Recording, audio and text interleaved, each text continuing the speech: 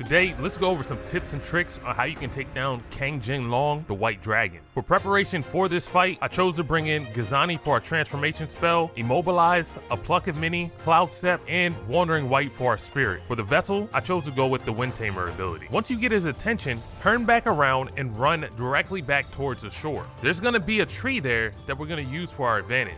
Position your character near the tree and wait for him to do his charge attack and try to grab you. If you position yourself right, the dragon will hit the tree, and then you can use your Wind Tamer ability to stun him. When he hits the ground, cast a Pluck of Many and use Wandering White to keep him down. Follow that up with Immobilize. The heavy attack can possibly stun him again. Try your best to dodge around the tree, because when he does his attacks, you can sneak in some of your own attacks. At some point, he may grab you, and when he does, he's going to bring you to the center of the arena. If you watch his hands, they'll start to glow before he initiates an attack. Try to dodge this by dodging towards him.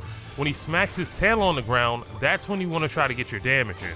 When he rises up into the air, you need to start looking out for his electrified attacks. He'll shoot a beam of lightning out of his mouth. Try to stay underneath of him or cast Cloud Step to avoid this completely. He'll call down lightning strikes from the sky. Pay attention to the ground because it gives you a heads up of where the lightning's about to strike. If you see the ground start to glow blue, dodge. He's calling down lightning on that exact spot. For this phase, you can't do any damage, so just run around until he comes down out of the sky. When he lands, he's going to attack with his hands.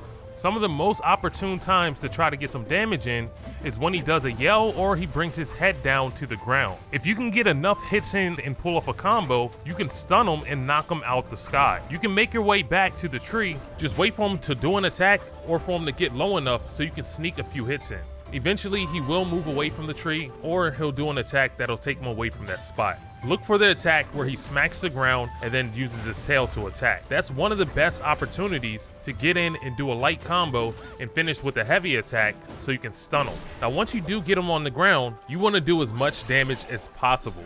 During this fight, your charged up attacks are the best ones to do. Take your time with this boss, use the environment as your shield if you need to, and take this boss down.